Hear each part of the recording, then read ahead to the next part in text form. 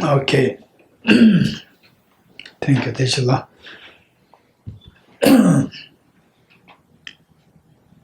Want this? Can you hear me? Can you hear me? Georgie, can you hear me? Okay. Okay. Today I'm thinking of covering the topic Eightfold Noble Paths. In Tibetan we call it Paramian like it. Eightfold Noble Paths. The basic idea came from the Buddha's own teaching on the essence of dependent origination, the mantra of the essence of dependent origination, which is Ye Dharma Hetu Prabhava Hetum Desham Tathagado Hevatat Desham Jayo Nirodha Evam Vadi Mashamaneso. This is something which it's worth reflecting on. And I'd like to bring it to you, just share with you what happened in Israel just recently. When I was there, about a little over 2 months ago, when I was there, I met a physicist, a brilliant physicist. And the wife is already following Buddhism, and the husband, the physicist, is not really keen on any spirituality or any religion, but he is extremely intelligent. And the wife was thinking of taking him closer to a spirituality, some form of spirituality, the practice of Dharma.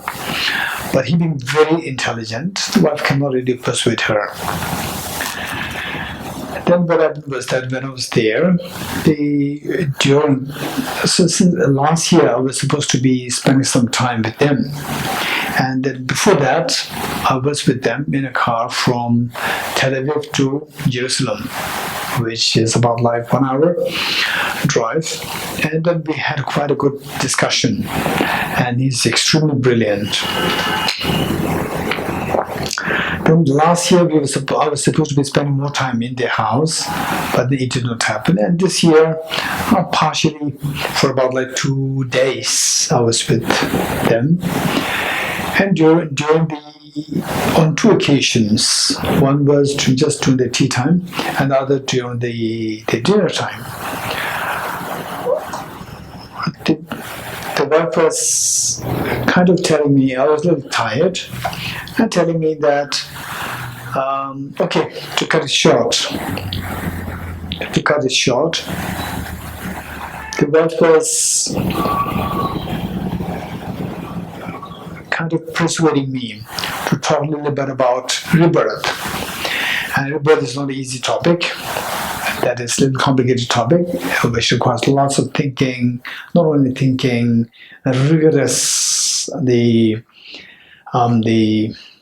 reflection and presentation. And then I was a little tired. I was trying to skip that discussion. Finally, why she was doing that was to actually let the husband, the scientist, hear about this reincarnation. And I did not know that. That is the basic the agenda that she had in her mind. And finally, when I just tried to keep it away, then she was very direct. She said, he's the one who doesn't believe in rebirth. So in a way, she was asking two of us to debate. It was very interesting. 2 of my Indian friends are there with us, and then 2 of them, the husband and wife, the Jewish, and myself, 5 of us, we were there. Then I thought that yes, she was doing that out of her good heart, good intention, because of her training, very different training, she could not persuade her husband into this direction. So we were just put in like the same boat to really debate or argue, whatever. And then I had to start somewhere. Then I said that initially this is how I began. The point that I'm sharing with you here is not for any reason, but for us, whatever we do, whether you are young, maybe some of you are in your 20s, did you know? 20s, okay, 20s, okay, most of you are in your 20s. I said you are in your 20s, then 30s, 40s, 50s, 60s, 70s, it doesn't matter. The point is that see how we can lead a life with a greater meaning. That is extremely important. And then I started to tell him, this is how I began. I said that in the first place, we're human beings. And the manner in which we lead a life, if we lead a life in a very typical way, then there's no difference between human beings and animals, like the dogs. So what we do is that morning we get up, and oftentimes we're being very late for work. Oh, it's already 8 o'clock, it's already 9 o'clock, I have to rush to my job. And then you hardly have time for your breakfast. You go. The dog also gets up and then goes to look for food. And human beings, we get up and go to look for food. So we put it nicely, say, well, I'll go for a job. But actually it's the same. Job for what? To get some money. Money for what? To fill your belly. This is the point. So these two become very similar. The dog and the human being. There's no difference for the human beings to have this special thinking power. And then after 8 hours of hard work there, then you feel tired, come home. And then the human beings, we have one extra thing to do, that is just watch television. Watch television, say, oh, I'm a little tired, I want to rest. And it will make you even more tired by watching television. And then you feel tired, and then you go to bed. And dog also, if he got something to eat in the daytime, then coming back to the same place, then he will also sleep. There's no difference between the human beings and the animals, if this is how we live life. So whereas, this is actually what was told to me by one of my friends, Tibetan young boy, who first came to, when he first came to Tibet house, this is what he told me, and I was so fascinated that he was not at all exposed to philosophy, but this is how he discovered that by no means there's any difference between him and a dog to leading a life. Just fun to get some money, to get some food, that's it. And then he realized that I have to do something more than what a dog can do.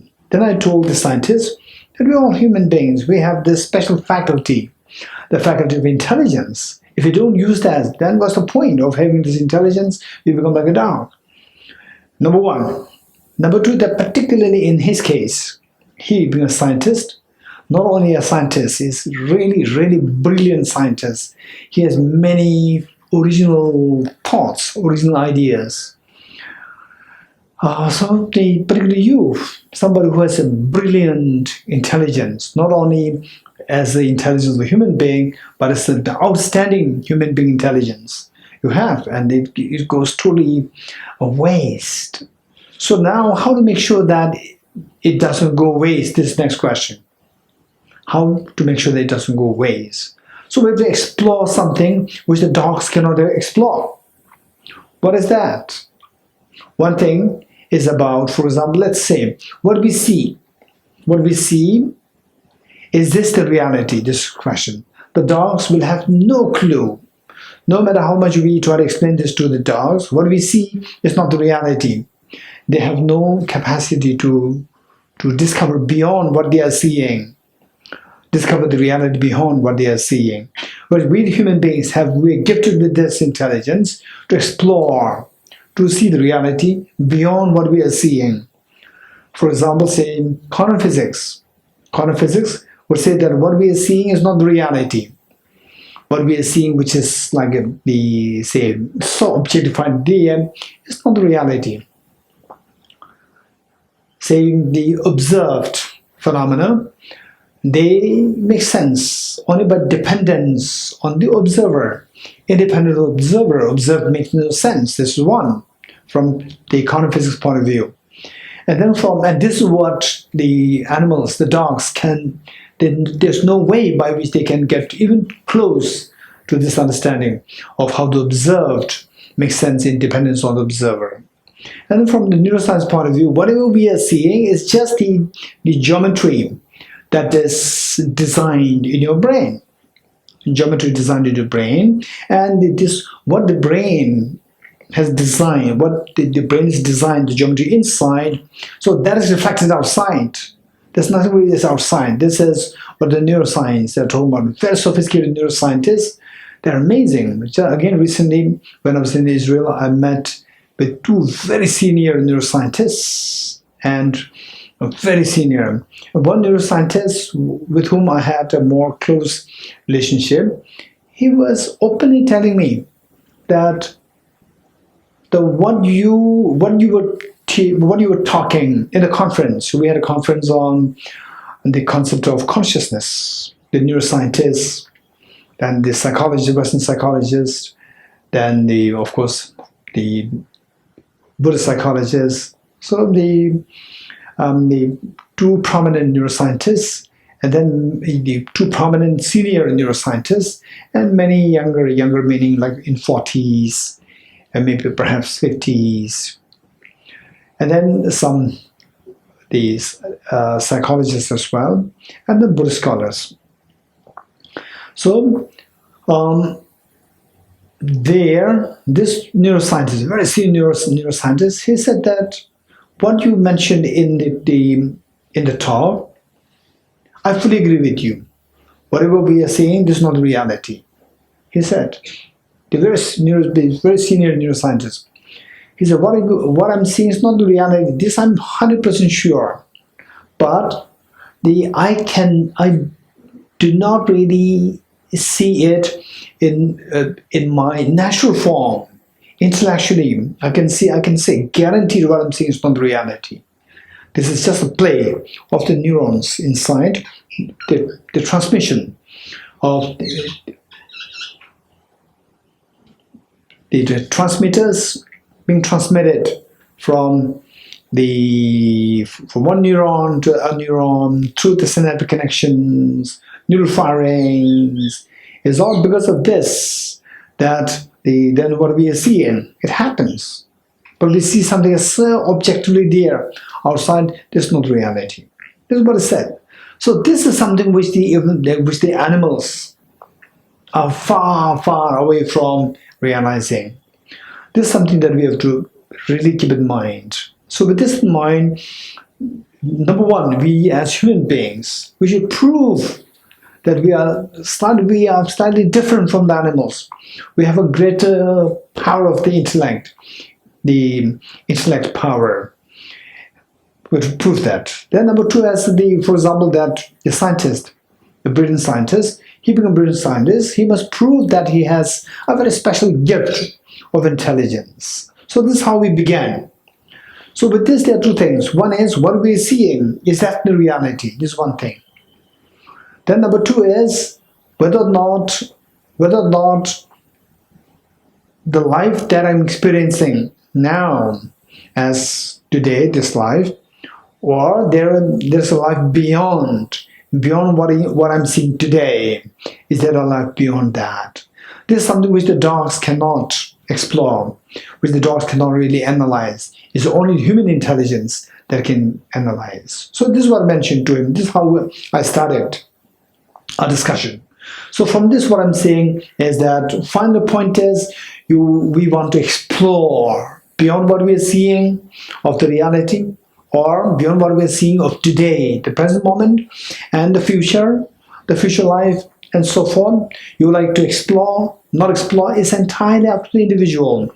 But the point is that the fact is that the one thing which is the common amongst all the sentient beings, and particularly the human beings, is that we all want happiness. We all don't want suffering. This is a fact. This is the governing principle of the whole universe. that we all seek happiness, that we don't want suffering. This is the governing principle that makes us move.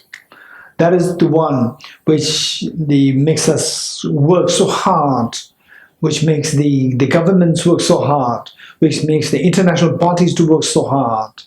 So this is what makes all these things operate, is because of this basic desire for happiness and not wanting suffering. This is the reality.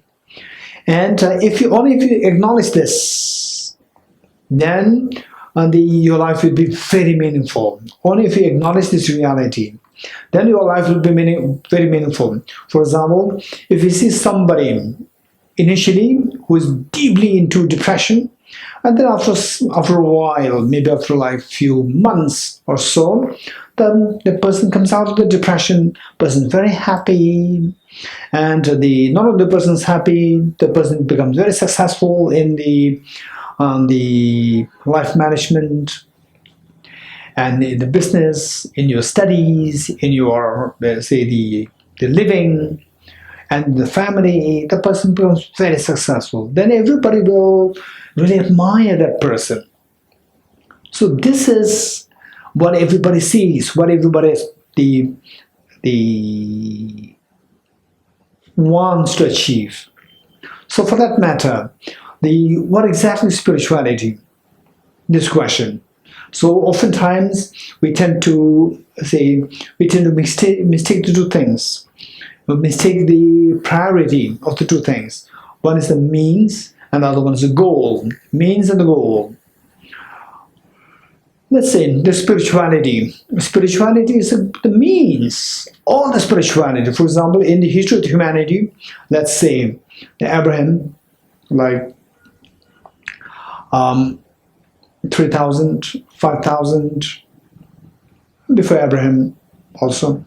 And then they say, for example, then it'd be, I think, the Judaism and Hinduism in general. So these are more around the same time. Then followed by Buddhism and Jainism. Then followed by Christianity. Then by Islam. And then I think Baha'i,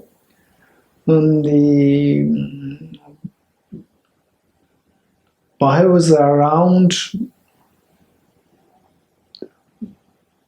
okay, Baha'i later, and then Zoroastrianism,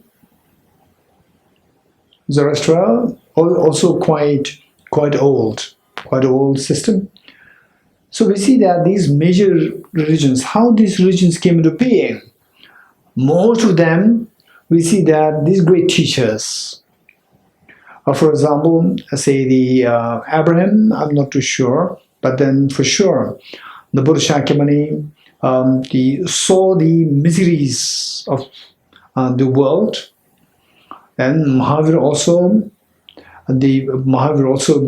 resorted to ahimsa very strongly around the same time.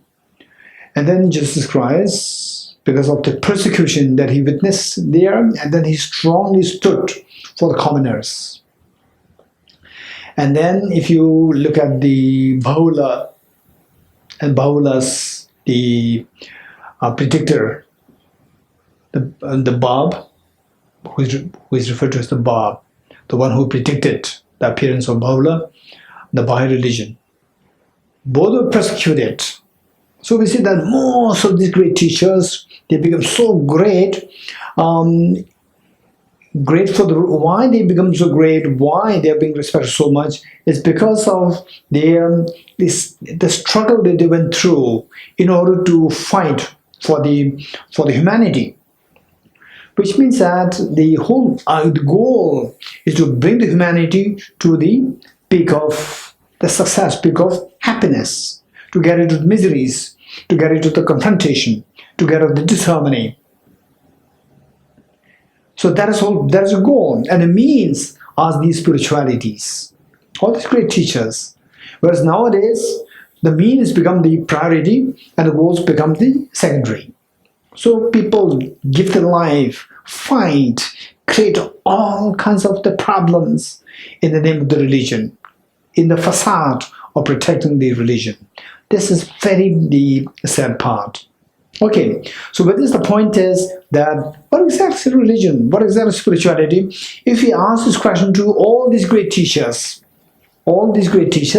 we can all agree that any system which will take the person closer towards greater happiness and stay away from suffering, that is spirituality.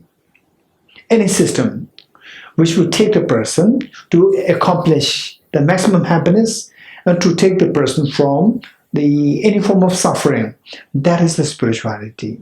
And this, all these great teachers meant to impart to the followers. Now with this basic principle, if we ask this question, is this true according to you, for example, Jesus Christ, according to you, Prophet Muhammad, according to you, the Buddha, according to you, Mahavir, according to you, Krishna, and the Bahula, and so forth. If I ask this question, that a system which is supposed to take the beings closer towards maximum happiness and most distance from the suffering, that is the spirituality. Is this what you believe? All the teachers will unanimously say yes. Okay, this is what we have to keep in mind. With this in mind, once you know that this is reality, then you have come to discover the meaning of your life. The meaning of your life is to adopt principles or adopt any action, any system that will make your life more and more happy, and eventually to the state of the highest happiness, and to stay away from the suffering, the maximum.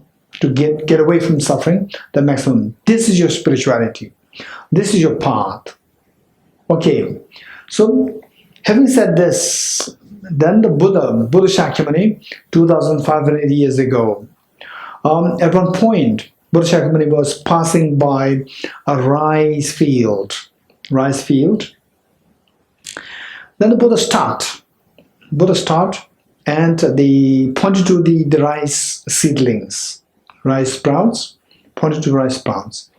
And they said, the monks, whosoever sees dependent origination will see the dharma, and whosoever sees the dharma will see the Buddha. This is what the Buddha taught. Okay, let me say this again. Monks, whosoever sees dependent origination will see the dharma, and whosoever sees the dharma will see the Buddha. So here the Buddha doesn't mean that then you will see me. This is not the connotation. The connotation is that you will see your true nature inside. The gold when mixed with the soil, if mixed with the soil, you will not see the gold glowing. You will not see the gold glowing. It doesn't mean that the gold is not there. Although the nature of the gold is to glow. But here the gold is not glowing. It doesn't mean that the gold is not there. The glow was blocked, is obstructed by the soil. Likewise, our true nature inside is not just a fabrication. It is not exaggeration. This reality that the true nature of mind is like the gold, is so pure. It's so pure, it does not have suffering. It does not have agitation. It does not have any ill will. It does not have any laziness. This is so pure in nature, yet this purity cannot come out at the moment because that is blocked. The radiance of this purity is blocked by the soil-like mental defilements. So for that matter, when this soil is removed, when the mental defilements are removed completely, then the radiance of your true nature of the mind will come out. So that is when you refer to as the Buddha. So this is Buddha. So how will this Buddhahood be achieved? How will you achieve this Buddhahood, this state of awakening, where your mental defilements will be completely gotten rid of, you experience a maximum happiness, and you experience a total fearlessness.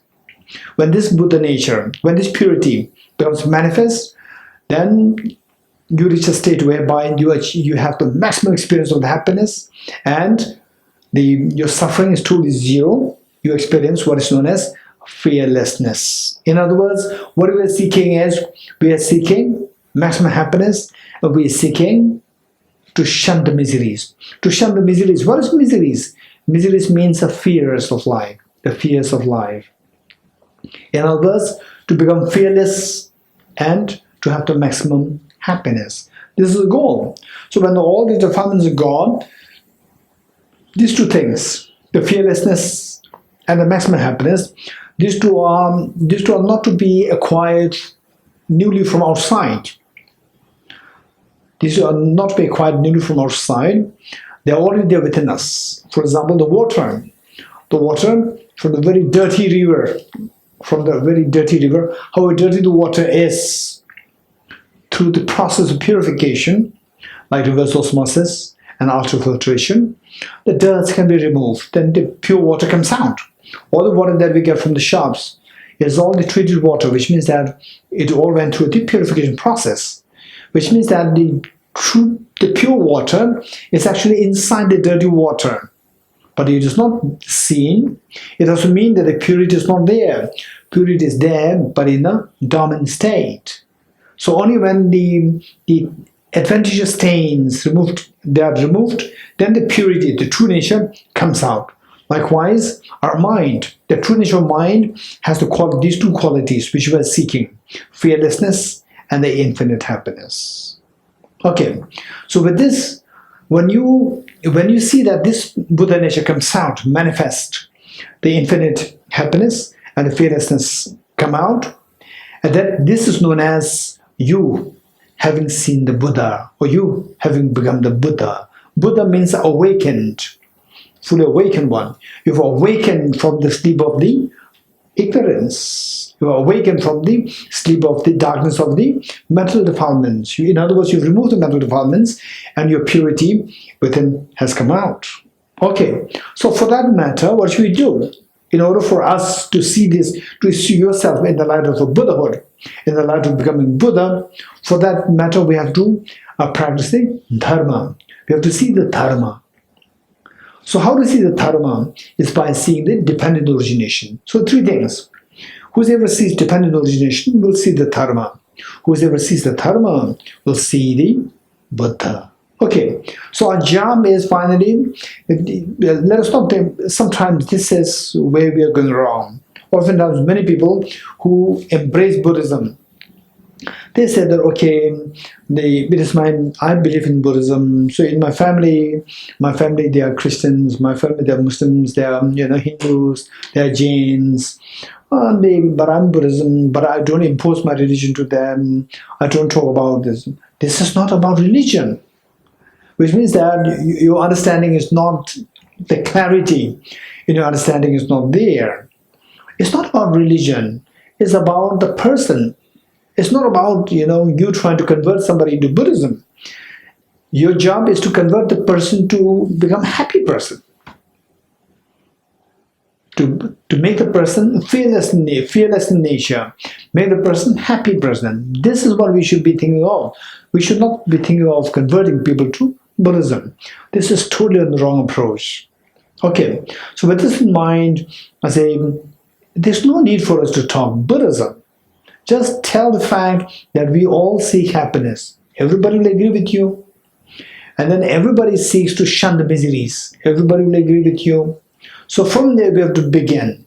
And it's not that. And then if somebody gets to that ground, that everybody is seeking happiness and shunning miseries, this is the ground. With this ground, then to achieve the maximum happiness, to get into the suffering, whatever you do,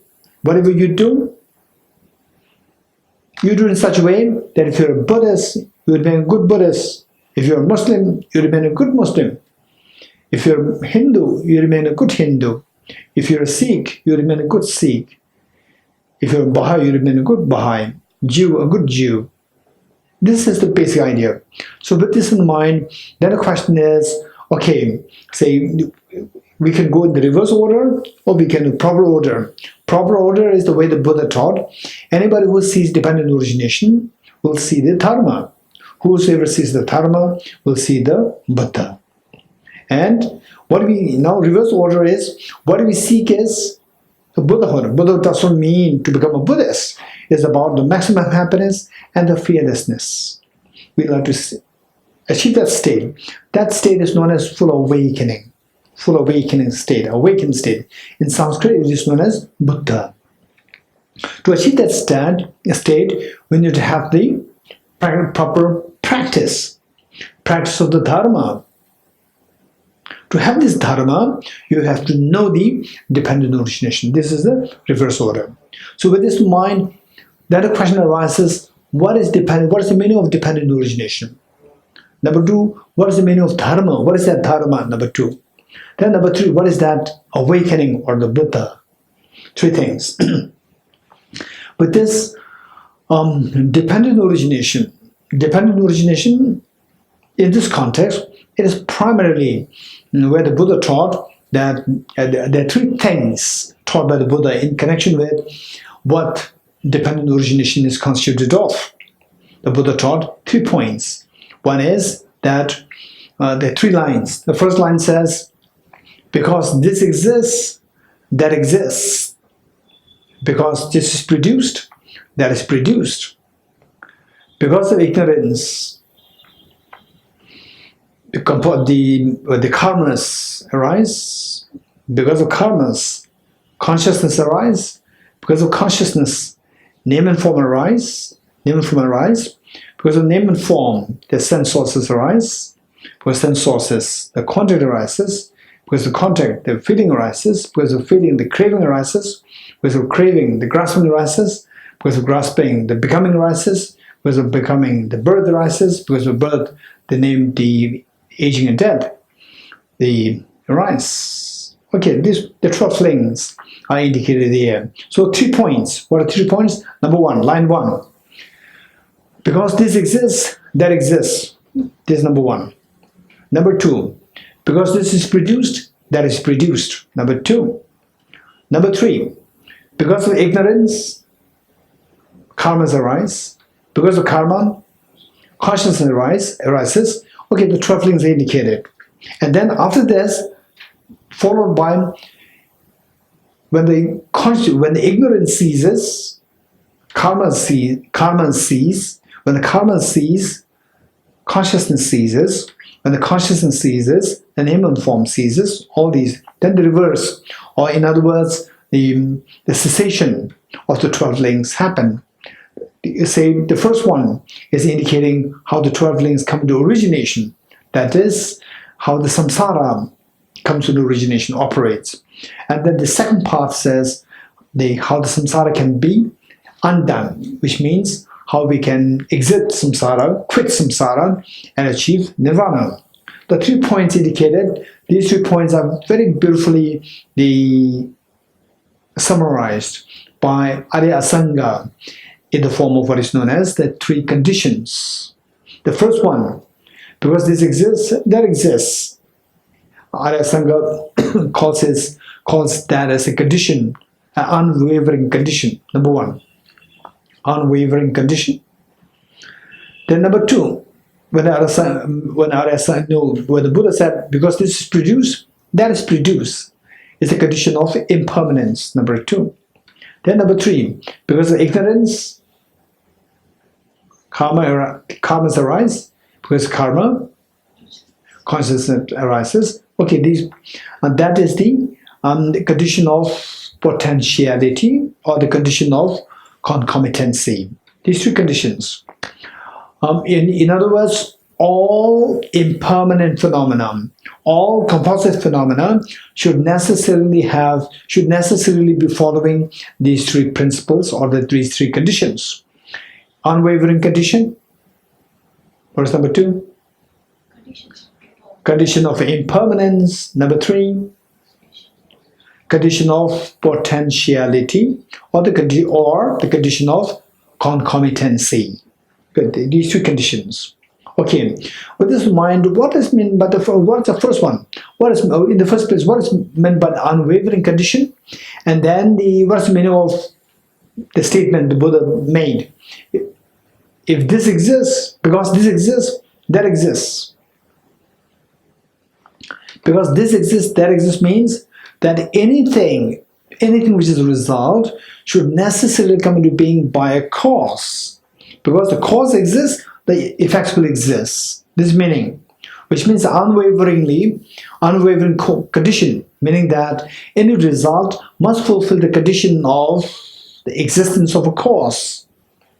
In the absence of a cause, there's no result possibly come into existence. So the cause must be there, number one. Unwavering meaning that it must invariably be created by a cause. Without a cause, it cannot give rise to a result. The result cannot come into being, number one. Number two, because this is produced, that is produced. This is the condition of impermanence.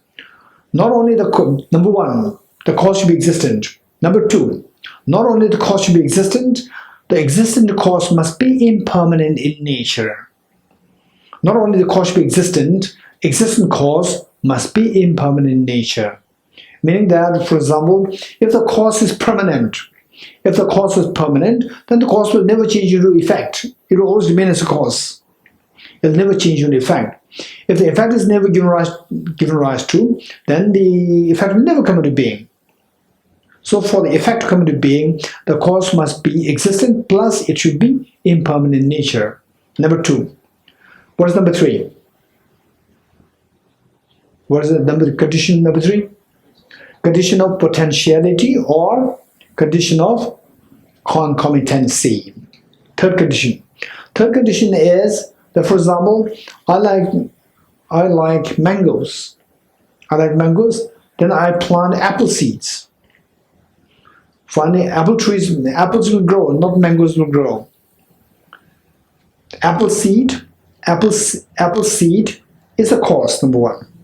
Number two, apple seed is impermanent in nature. Two, it fulfills the first two conditions, but it does not fulfill the third one. Because the apple seed and the mango tree, these two are not concomitant in nature.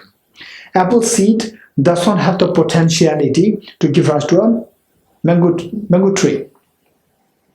So, number one, there must be a cause for a result. Number two, the cause must be impermanent in nature.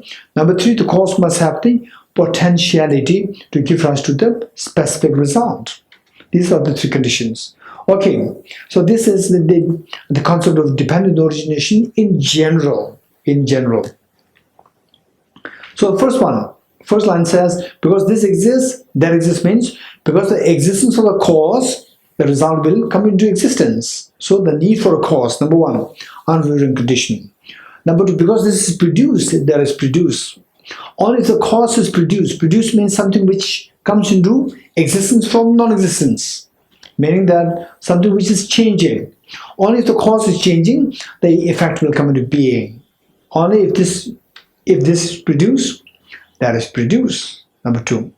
Then number three, the condition of the potentiality. Because of ignorance, karmas, contaminant karmas, because of ignorance, the wisdom will not give rise to contaminant karmas. Non-dual wisdom, the very pure wisdom, will not give rise to contaminant karmas. Contaminant karmas will be given rise to by only the ignorance, not by the pure wisdom. Okay, this is the three conditions pertaining to the understanding of dependent origination. Okay, now, whoever sees dependent origination, if you have to see dependent origination in this context, well, then you will come to the path of what is technically known as the Eightfold Noble Paths. Eightfold Noble Paths. And the Eightfold Noble Paths is something which is common in teaching in all the three traditions of Buddhism. Theravada tradition, Chinese Theravada Buddhist tradition, Chinese Buddhist tradition, and the Tibetan Buddhist tradition. from Chinese Buddhist tradition, and then the other traditions also. For example, the Vietnamese Buddhism. Vietnamese Buddhism, I learned that from China also came there, and from India also directly it went to Vietnam. This one. And then the others like Sri Lanka, Burma, Thailand, Cambodia, they all can come under the umbrella of Theravada Buddhism. Theravada Buddhism, and then Chinese Buddhism, and the Tibetan Buddhism. So there, the Eightfold Noble Paths, Paramalaya, this is something common to all the three traditions. And it's also extremely important for our the practice. Okay, Eightfold Noble Paths. Whoever sees dependent origination will see the dharma. So what dharma? The dharma of the Eightfold Noble Paths. Eightfold Noble Paths along with the attainments. Attainments, if you practice the Eightfold Noble Paths, you will attain nirvana and you will attain Buddhahood. Okay, if you practice Eightfold Noble Paths in the context of seeking personal liberation, you will achieve nirvana. You will not achieve Buddhahood. Whereas if you practice the Eightfold Noble Paths in the context of aspiring to achieve total awakening or Buddhahood, then you will achieve Buddhahood, which is also the highest form of nirvana. Okay, now the Eightfold Noble Paths.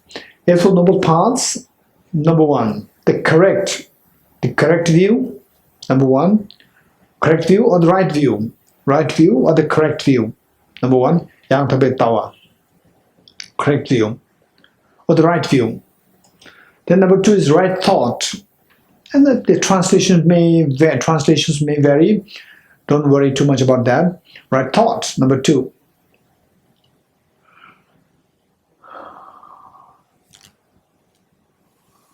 Then the right speech, right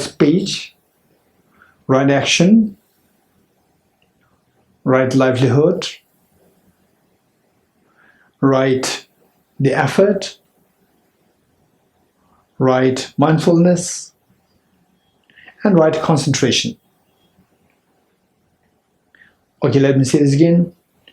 Right view, then right thought, then right speech, right action, right livelihood, right effort, right mindfulness, and right concentration, meditative concentration.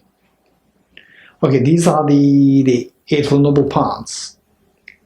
From this we see that, okay, for example, the same, right view, right thought, right view and right thought. Right view is saying, and what the Buddha indicated is that all the fears that we have, and the lack of happiness, they're because of the mental defilements. And mental defilements, if you remove the mental defilements, then the purity of your mind will come out. So these mental defilements, how to get rid of these mental defilements? To get rid of these mental defilements, we need to first identify what is the nature of the mental defilements. The nature of the mental defilements is of two kinds, mental defilements. One is gross and one is subtle. The gross, for example, like garlic. For example, if somebody smashes garlic in my glass, I say, if I don't take garlic at all, then somebody smashes garlic, oh, there's a garlic there, I don't take garlic, and the person will apologize and then will remove the garlic and wash it so well. So the solid, the gross part of the garlic is removed. There's no garlic at all there.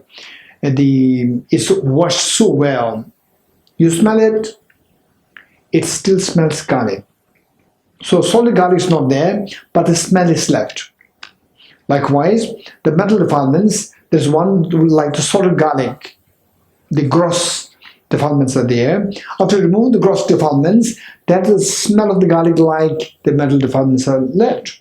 This is the subtle mental defilements. There are two, the gross mental defilements and the subtle mental defilements. Gross one is referred to as the afflictive obscurations. Gross one referred to as the afflictive obscurations, and subtle one referred to as the cognitive obscurations. In what way these two are classified in this form is in the context, on the basis of what goal that we are seeking. We seek two goals. One is that miseries, to do away with the miseries, number one. To do away with the miseries. To do away the miseries is known as to seek fearlessness. That we have no fear of any miseries. To do away with miseries and to seek fearlessness, these two are synonymous. Let us not forget it. To do away with miseries, to seek fearlessness, and to seek liberation. These two are synonymous. Oftentimes, nirvana is also referred to as liberation. Liberation. Or total peace, total liberation, fearlessness, and freedom of miseries. They're all synonymous. Afflictions, afflictive obscuration, the gross one. When you remove the gross ones, gross mental defilements, then you achieve the freedom, which is the nirvana. And when you remove the subtle stains, gross plus the subtle stains, then you achieve we have two goals. One is the fearlessness, and the other one is maximum happiness. When you remove the subtle stains, subtle mental defilements, you achieve the maximum happiness. Maximum happiness, in technical sense, it is known as Buddhahood. The fearlessness, in technical sense, it is known as Nirvana. So, by removing the gross ones, gross referred to as the afflictive obscurations, we achieve Nirvana. By removing the cognitive obscurations, the subtle one, cognitive obscurations, we achieve Buddhahood. This is what we are seeking. For that matter, we see that then the next question is, what exactly is this? What exactly does it mean by the gross affliction or the afflictive obscurations, gross mental defilements, afflictive obscurations? What exactly is that? So this gross one is again seen to be of three kinds: contaminated karmas, afflictions, and the active seeds of the two. Contaminated karmas, afflictions, and the active seeds of the two. This is what, okay, just for information, what I notice, I travel to many places, and within India, outside India, I travel to many places, and they give more, in some places, secular talks on science, philosophy, and in many places, they lead retreats, Bodhicitta retreats, the philosophy of emptiness, bodhicitta, meditation, so forth. What I noticed was that in the course of the interactive sessions, where we go into the question answers, when I ask questions, the people who give very sensible answers, 80% of those people are the ones who are doing the Nalanda Master's course and Nalanda Diploma course. This is the reality. This is what I've seen. Those who can give very sensible answers, they are from the Nalanda. They are people who are doing the Nalanda Master's course or the Nalanda Diploma course under the Tibet house. This is the reality.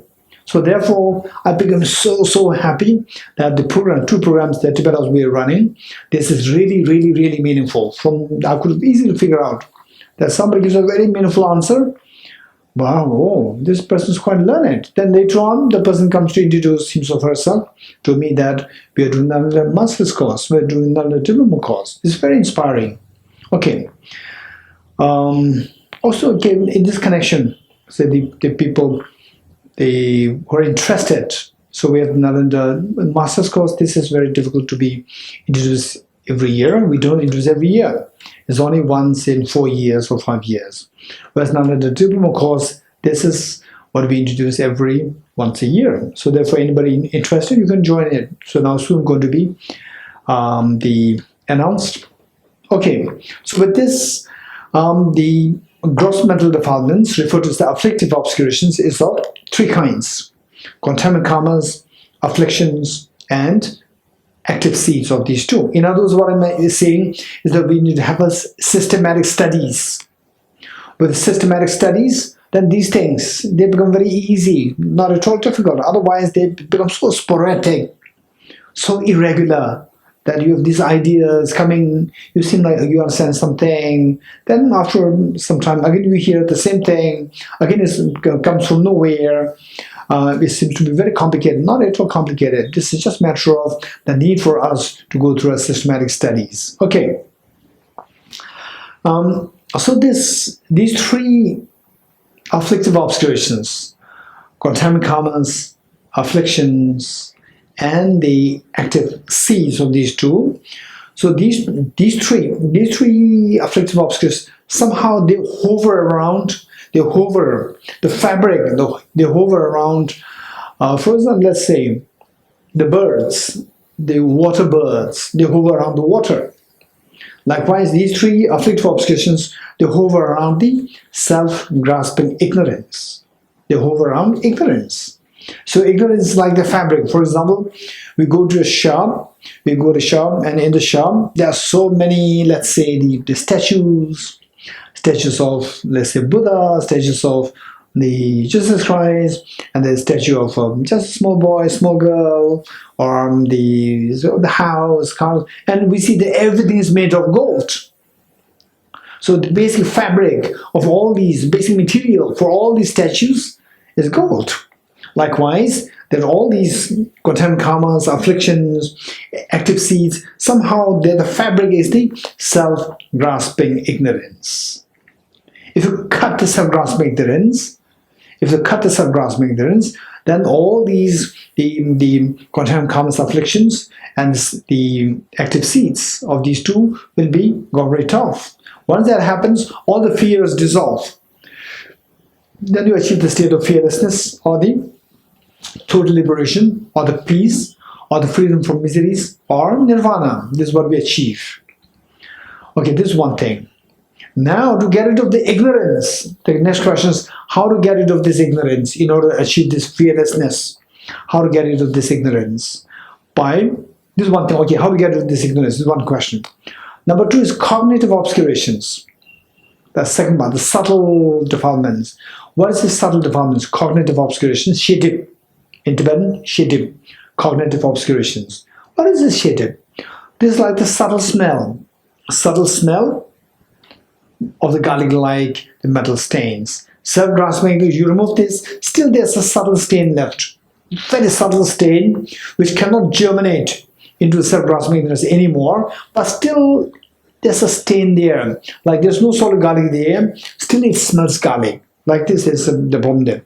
What is this stain? What does it do? This stain, it will stop us from becoming omniscient, becoming Buddha. This point. So now with this, even that subtle stain is related to the self-grasping ignorance. Even that is also related to the self-grasping ignorance. Self-grasping ignorance is the gross one, and when the gross one is removed, then the subtle stain is left. That is the cognitive obscurations. Okay, so we see that in both cases, if the question is asked, how can we get rid of these mental stains? Once you identify what these mental stains are, how to get rid of these mental stains? By applying a very powerful remedy. What remedy? Remedy remains the same. This is the only remedy in this universe. Whatever tradition that you follow, whether you're Buddhists, Jains, Muslims, Christians, the Hindus, or Sikhs, Baha'i, the Jews, whatever tradition that you're following, even you're a non-believer, if you want to get rid of all the mental stains to achieve the infinite happiness and fearlessness, you have to resort to the wisdom of emptiness. This is required.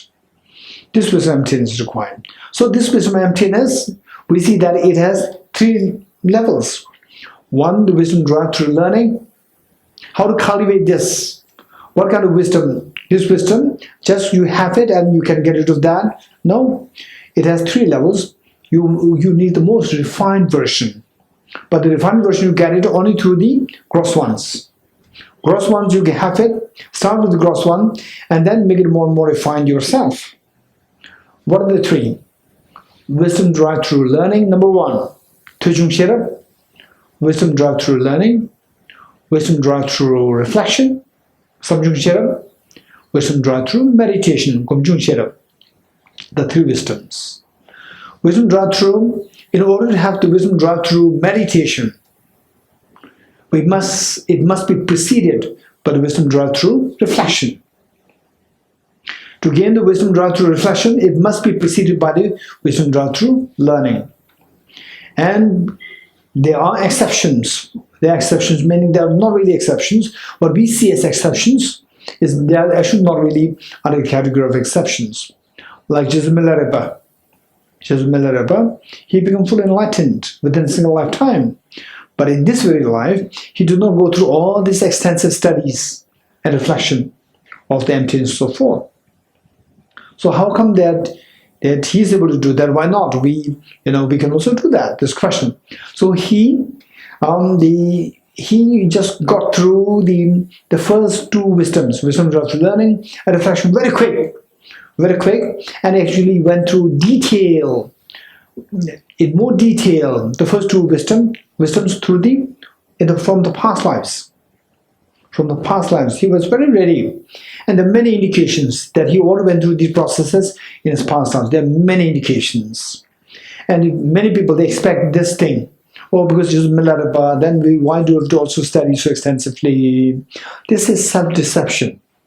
Self-deception. Only if you have the similar indications, the indications like what Geshe Milarepa had, if you have the similar indications in this life, then you're exception. But Geshe Milarepa, in the history of the Tibetan Buddhism, Geshe Milarepa was one person out of millions of Tibetans over the ages. Geshe Milarepa happened in the 11th century. From 11 till today, like 1,000 years, how many Tibetans came into existence? At least, like I think, maybe a few hundred millions over these 1,000 years. And of these, how many really enlightened beings, enlightened without extensive studies and reflection in his life? Geshe Milarepa, one person. One, that's it. Then other teachers like Lama Tsongkhapa, these great teachers, their learning is so extensive and very refined. But Geshe Milarepa is only one. So what I'm saying is that if we expect that, why do we go through all these extensive studies and so forth? Geshe Milarepa did that. If you fall in this category, you are fine. That's fine. You can go that way. But the reality is that we better not to self-deceive, not to go into the trap of the self-deception. Because are you really of that category, Geshe Milarepa's category, who even before having met his teacher, he had many indications that his connection with his teacher is something so profound from many lifetimes. So we cannot really. So this is why, in other words, we should be wise. We should be wisely. We should be wise. This is the point. Okay. With this in mind, then the thing is that we have to go through the wisdom through the meditation. That is one which will help us to get rid of the mental stains.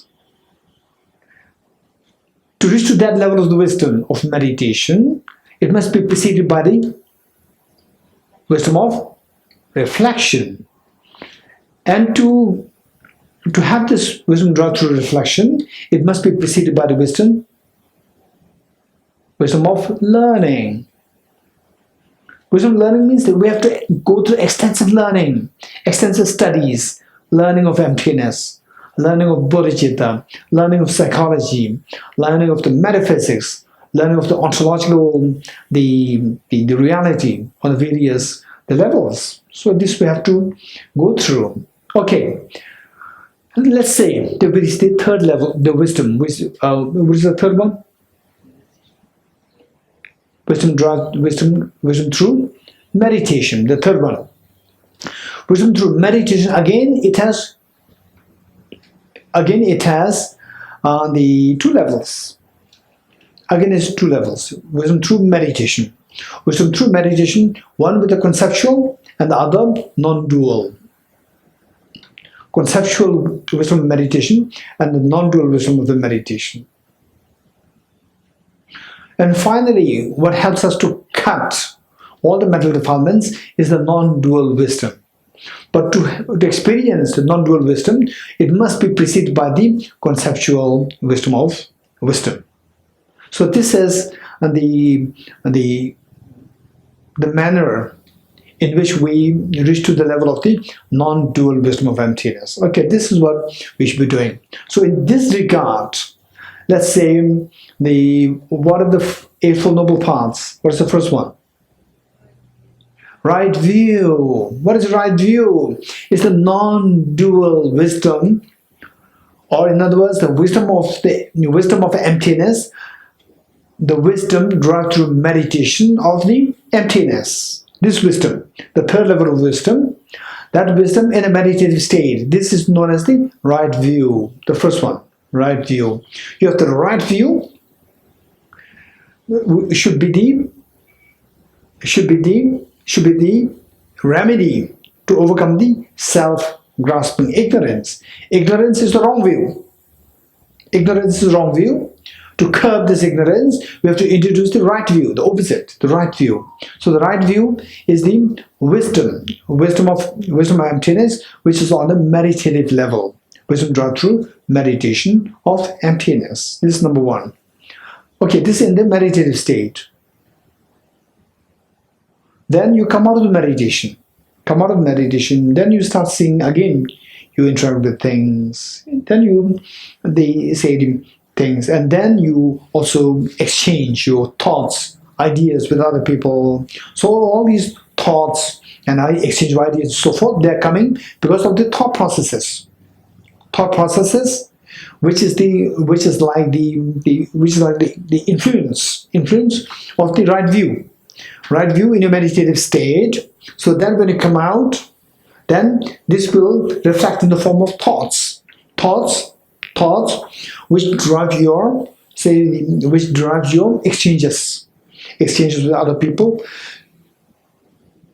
Generally speaking, then we don't really indulge into the nonsensible discussions and so forth.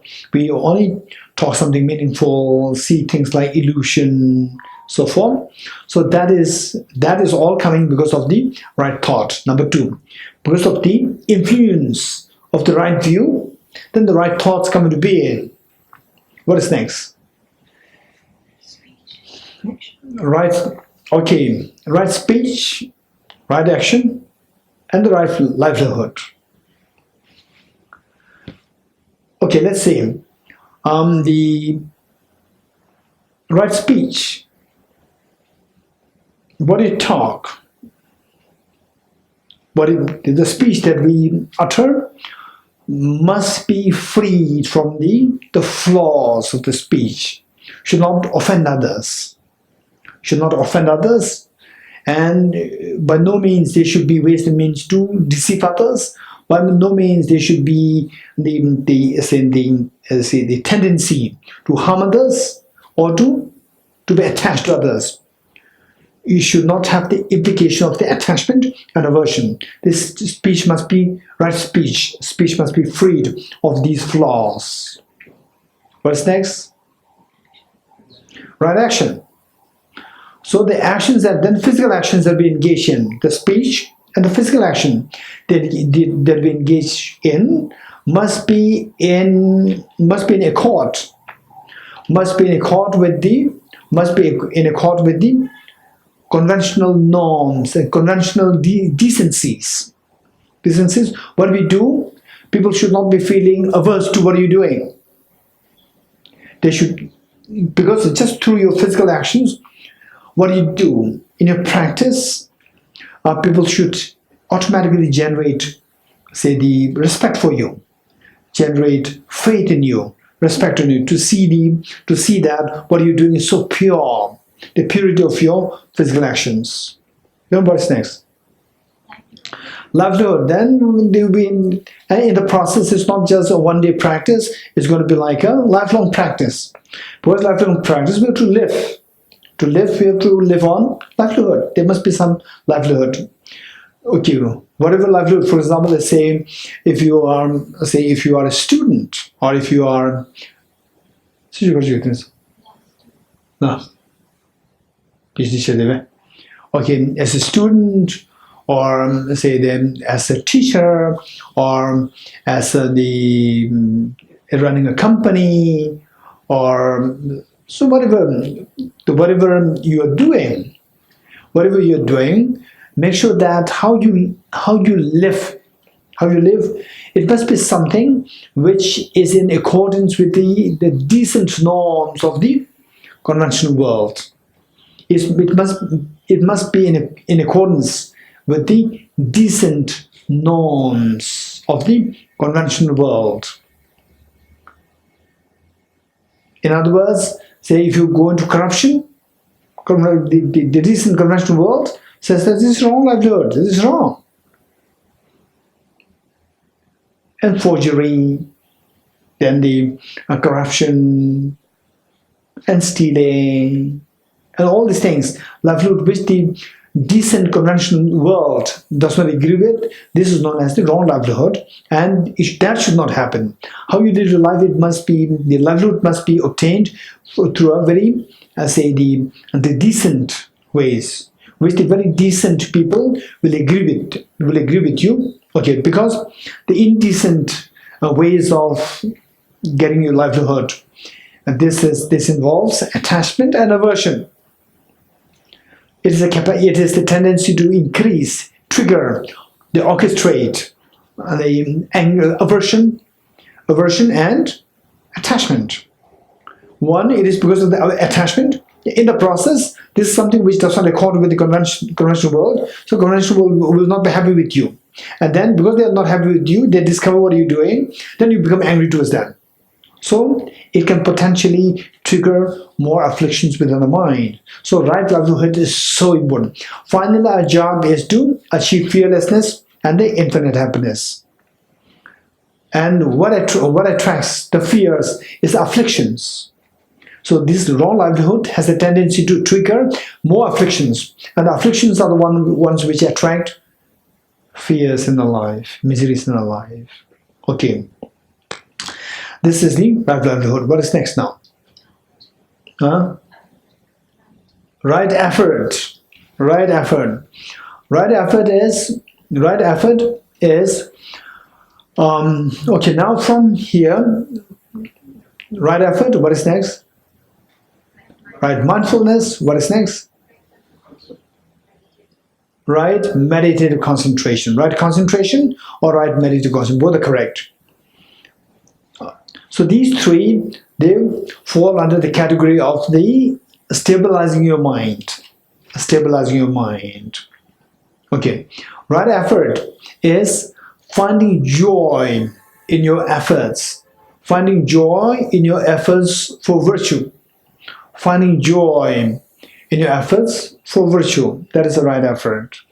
Because to go and do the single-pointed samadhi concentration, mindfulness practice, concentration practice, this is not easy.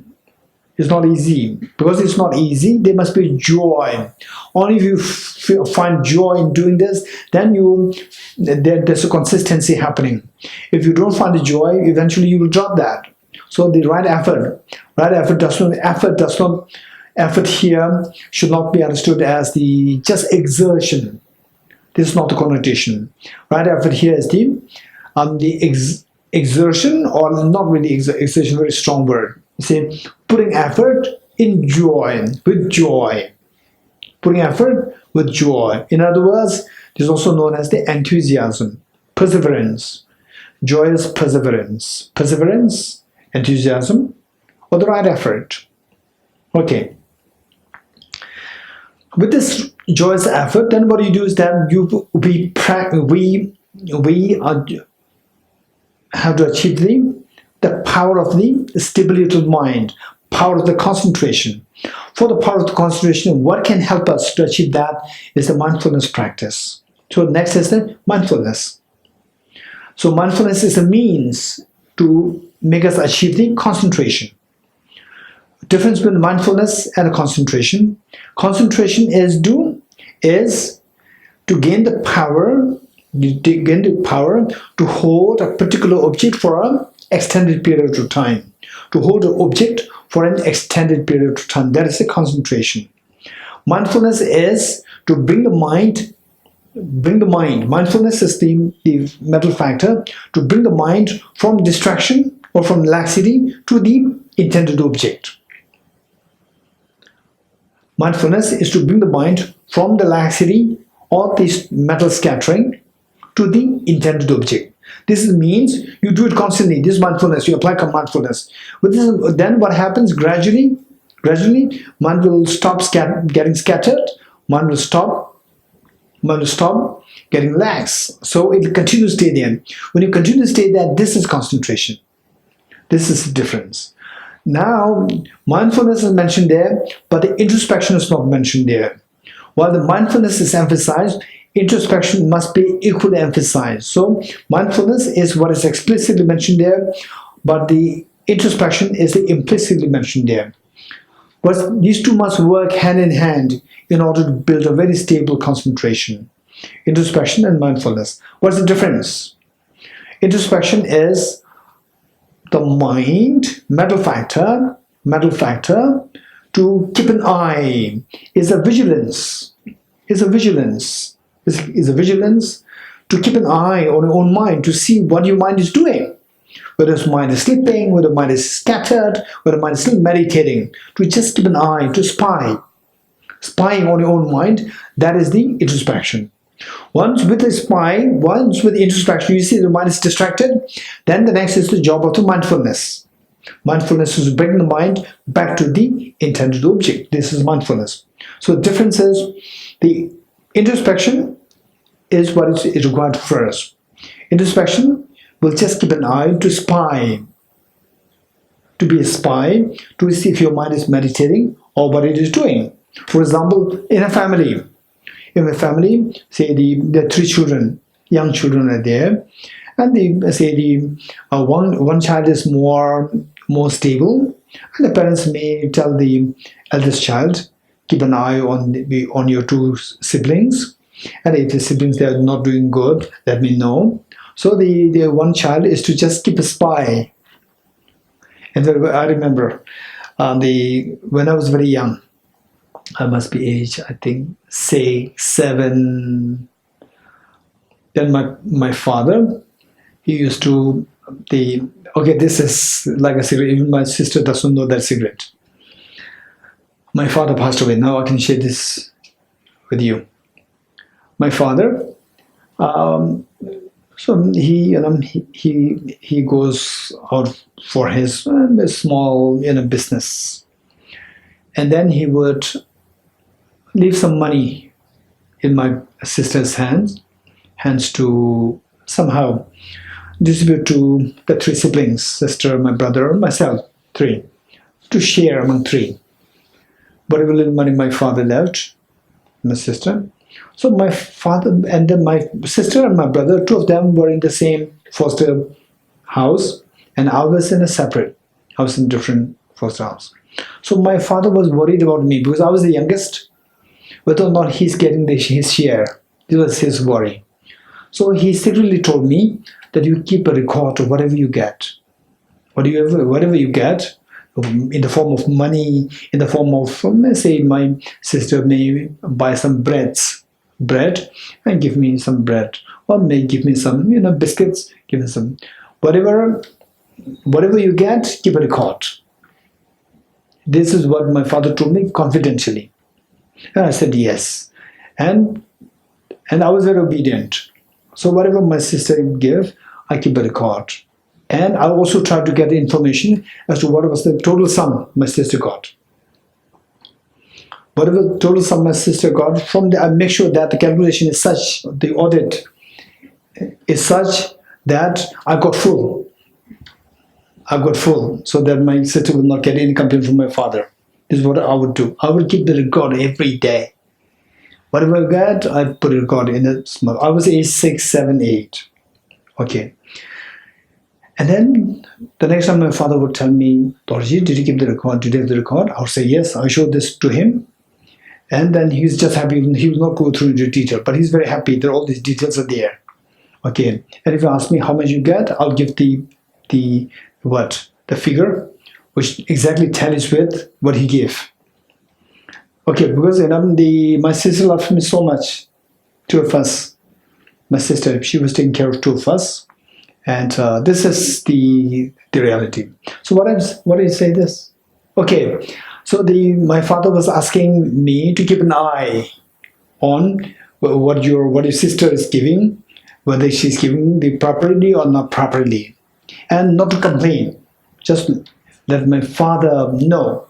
Once my father knows, so me keeping an eye, this is like vigilance, this is like introspection. Then my father, if I report to my father that I was not getting the right share, then my father will tell my sister that, oh, you did not do that, which means that and he will put my sister on the proper track. That is mindfulness.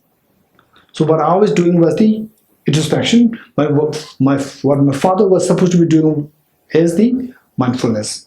With this, my sister acting properly is the concentration. You're getting it? Okay. So this is the thing. From this is a beautiful practice, that the Eightfold Noble Path. From this we see that the last three are related to the samadhi practice. Then the right speech, right action, and right livelihood. These three are the Shila, practice of Shila, practice of morality. Then the first two, right view and the right thought. These two are the practice of the view. Practice of the view, pragya. So the practice of the practice of the three trainings, the Shila, and the samadhi or concentration, and finally the wisdom, pragya. So it is through these three that we can expect to achieve the fearlessness, or the state of fearlessness or the infinite happiness. Now, to summarize what we are doing here is that to achieve nirvana, achieve Buddhahood, in both cases, we have to do something. What should we be doing? Is to remove the mental defilements. We do something, so the mental defilements will be gone rid of, and then the infinite happiness and the fearlessness within will come out. So what is that thing to be done? How to remove the mental defilements? By applying the wisdom. Ignorance has to be eradicated by applying the wisdom. And the wisdom must be extremely powerful wisdom. What kind of wisdom? So this wisdom should have two characteristics, or the two attributes. Say we want to read very small, let's say some books with very small letters, right? And some of the medical, what is that? The medicine bottles. The letters are so small, we have to check. And some of the items we buy from the shops, we like to look for the expiration date. They are so small that we cannot see that. We have the plus 40 plus, we have to give up. Unless you have the specs. Younger ones, you can read them, right? Otherwise, too tiny. So for that, sometimes when the letter is too small and the light is very dim, that becomes even more hopeless. So whereas the light is so bright, then we read it, you can still see something. So the light must be very bright to eradicate the subtleness of the darkness of the ignorance. Light must be very bright. So this light of the wisdom should have two characteristics. One is that this light must be extremely bright. Number two, even if the light is extremely bright, but if with the wind, somewhere from the corner of the room, there's a wind blowing, and the light is flickering, again, it's very strainful. Your eyes will really strain if the light is flickering. So therefore, the light must be stable and steady. Light must be steady. So two characteristics. One is that the light must be extremely bright. Number two, light must be very steady. Two, light must be extremely bright means the sharpness. The wisdom must be, the light is the metaphor for the wisdom. The wisdom must be extremely sharp. Sharpness is dependent on how profound you see the reality. How profound the reality you see. How profoundly you see the reality, emptiness. That is a sharpness. Number two, not only that it should be sharp, it should be very steady and stable. Stability is given by the concentration. And for the concentration what? Concentration of your mind. This wisdom is none other than your own mind, not the external wisdom. It's your mind should be steady. Okay. Sometimes, if you're talking to somebody on a very complicated topic, very serious matter, very serious, complicated matter, and many of the people, what they do is, very smart people, what they do is that the moment you are a little distracted, or maybe Arunaji, you must have been also, doing like this. When you're talking to somebody and the person is a little distracted, you're talking something very important points, and then the other person is distracted, some other responsibilities there, like this, oh yeah, Arunaji, yes, like this. Then many smart people, they'll stop talking to you. They will digress, they will change the topic. Because with this scattered mind, impossible to grasp what you are saying. What you are saying is a very important point, very subtle point, and impossible to grasp. That what are you saying? So therefore, if it is shaky, if the mind is very shaky, it's not stable, then it does not have the capacity to really see the reality extremely clearly. So therefore, the mind must be very steady. And the steadiness, again, okay, let's say,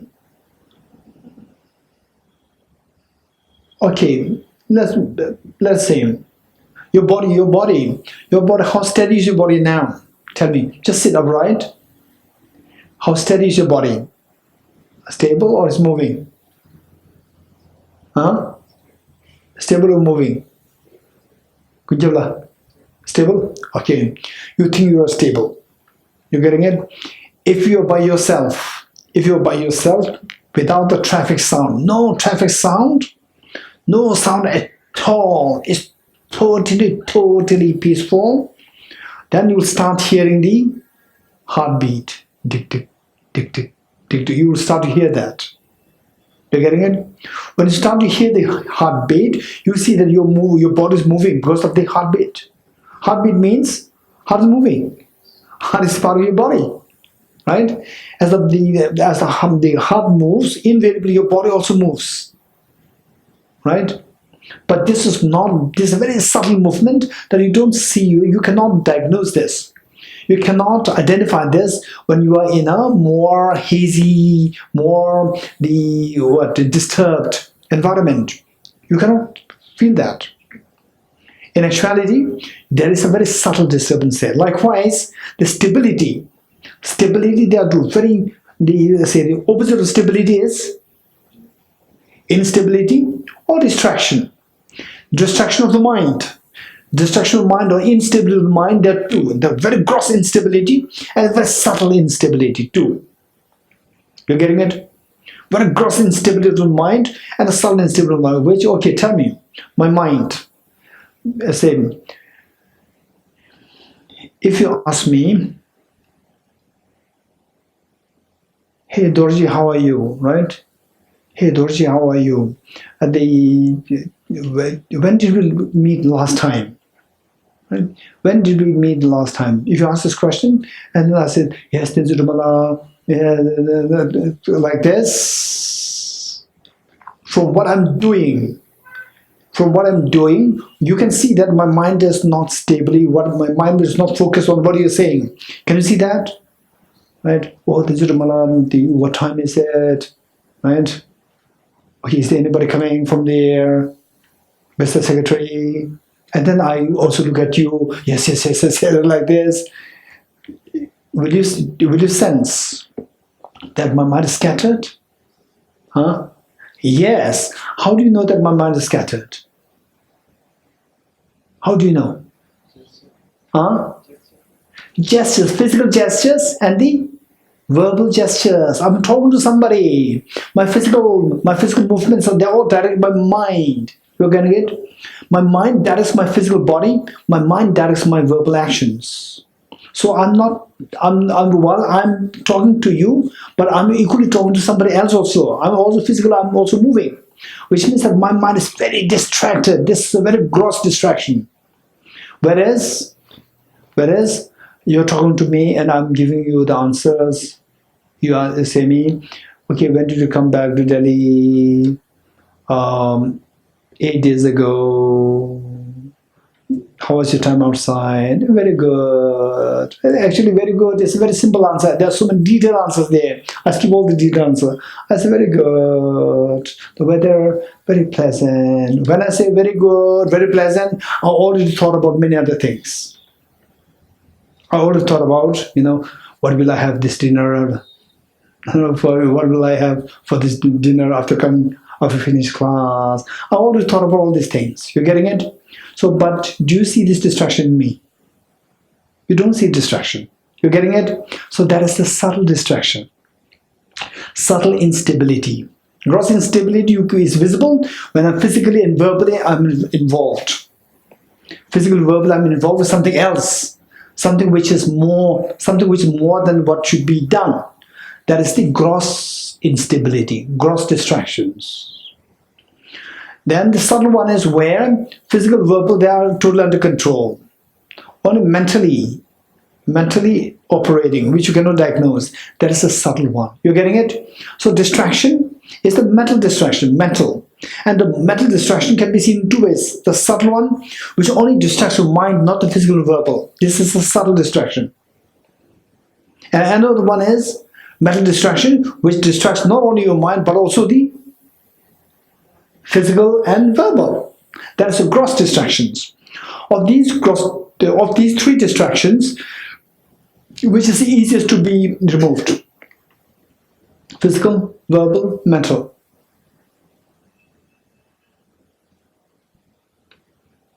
Physical, verbal, mental. Just say something. Which is the easiest way to get it off? Physical, verbal, or mental? Physical. Okay, let's say that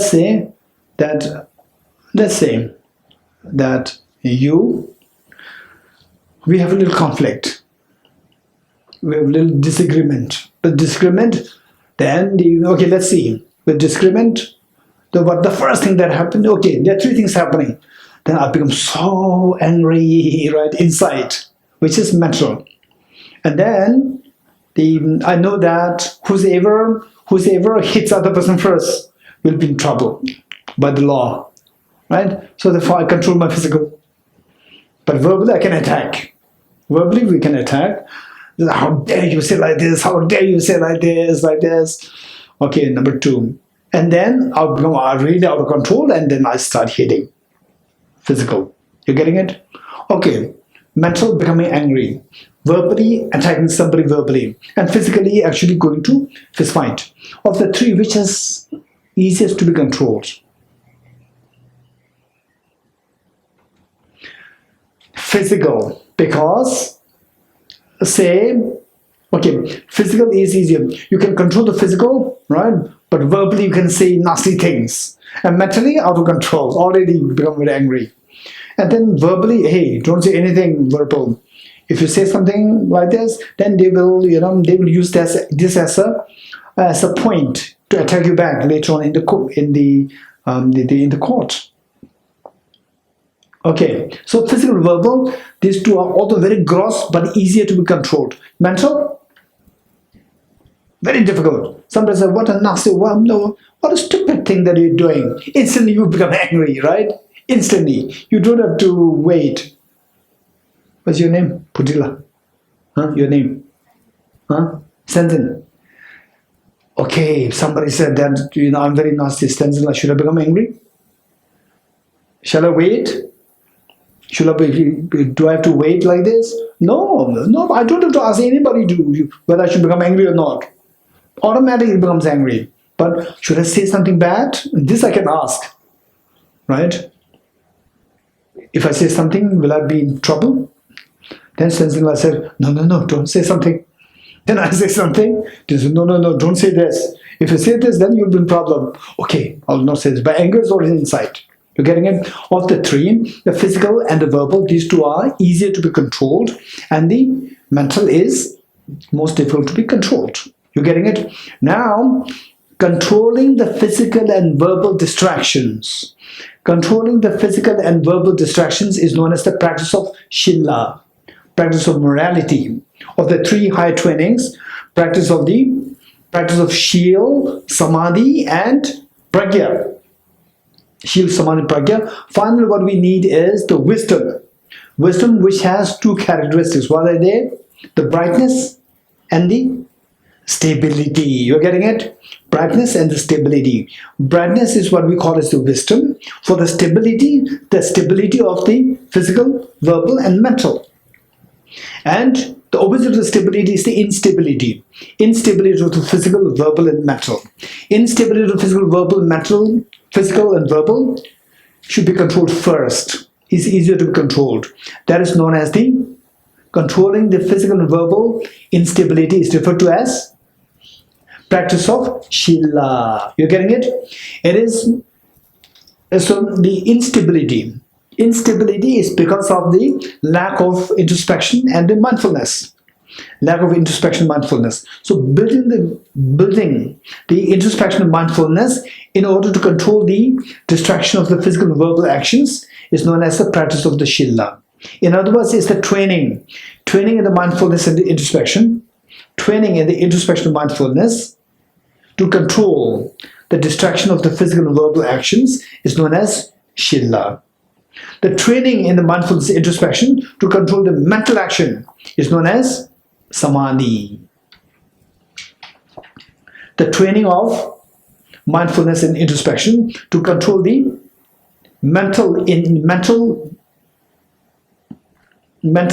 instability, mental distraction is known as the Samadhi.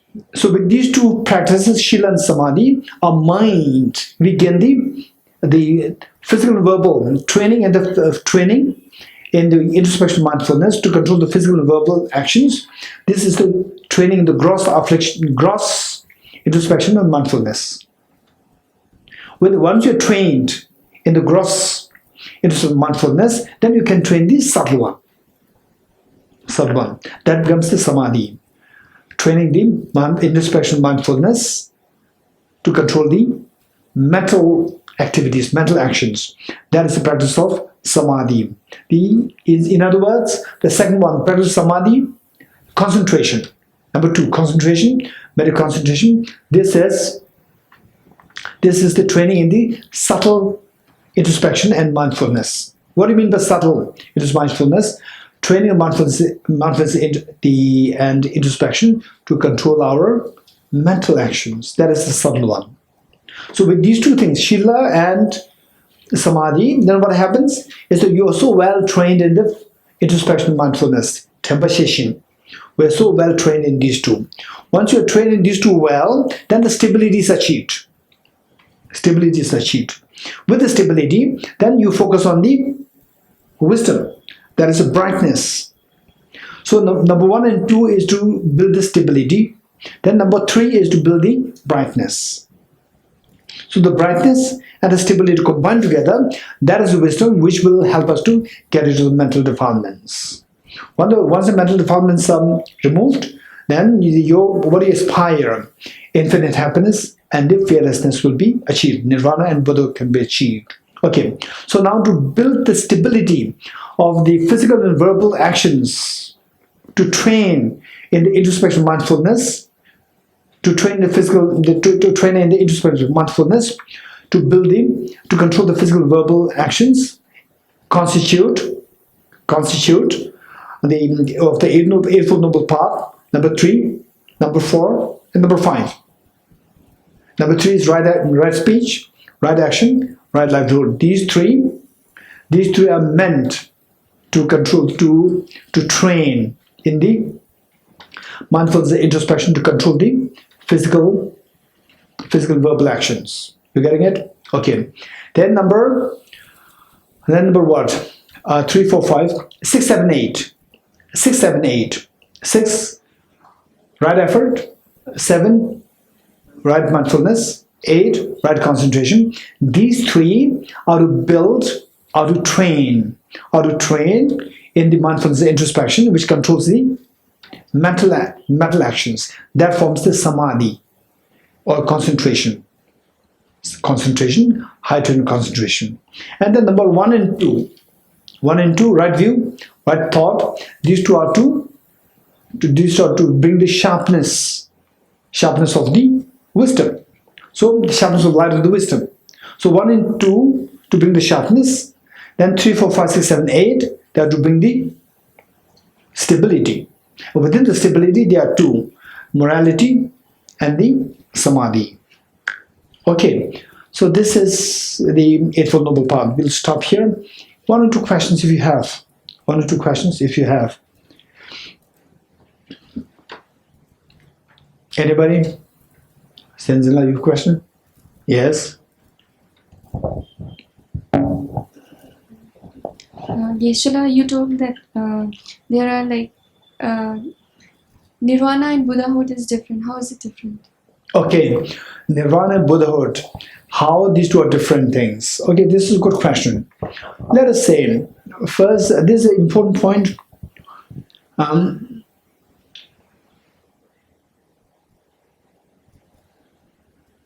Okay, somebody who completes bachelor's, study of bachelor's, so the person did achieve certificate. Or somebody who finished PhD also gets a certificate. They both did the certificate course, right? While both did the certificate course, but the certificate course for the PhD is higher than the certificate course for the BA or bachelor's. Likewise, the nirvana in general is like the freedom. Okay, it can be thought of in 2 ways. One is the fearlessness, that you are free from suffering. Number 1, that is from the resultant state.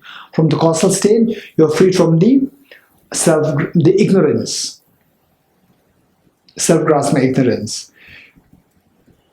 Then Buddhahood, resultant state, is that you not only you achieve fearlessness, you also achieve maximum happiness. Both achieved Buddhahood. Causally speaking, not only you eradicated the self-grasping ignorance, you also eradicate these subtle stains of the self-grasping ignorance. Both are eradicated. So, in other words, Buddhahood is also nirvana. Buddhahood is in nirvana. Within nirvana, there are 2. Nirvana, which is partial nirvana, and the full nirvana. Full nirvana is what we call as Buddhahood, and the partial nirvana is what we call as nirvana in general. So when we speak about nirvana, Buddhahood, that nirvana refers to the partial nirvana, partial enlightenment. Partial enlightenment. There is also nirvana, but it's a partial enlightenment, because it removes only one mental stain, not the subtle one. You got it? Good. Any more questions? Here? Okay. Kujola. Gentleman here. Question? Okay, then we'll stop here. Dedication prayer. Please turn to page 278 for additional dedication prayers.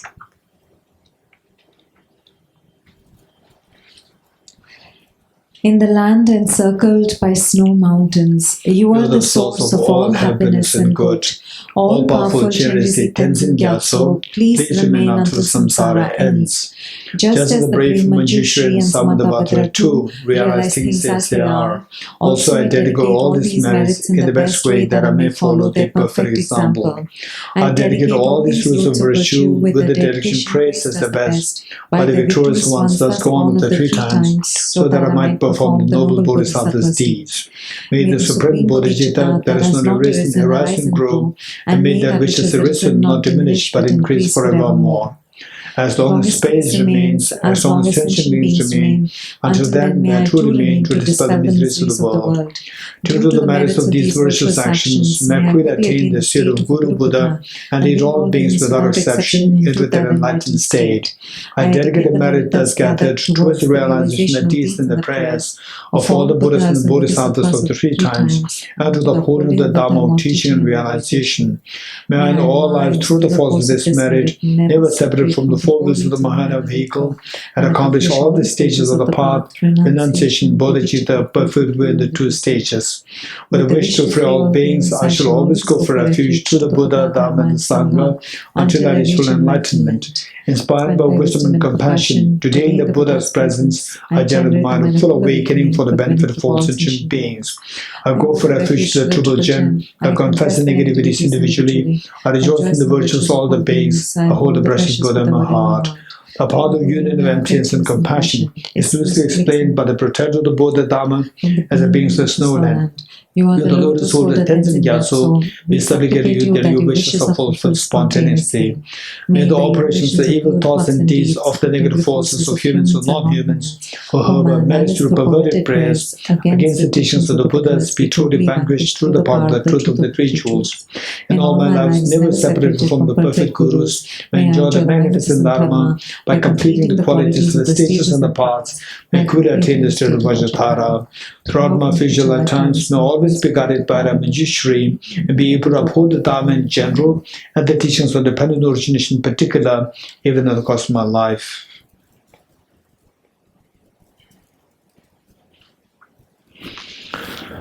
Okay, good night.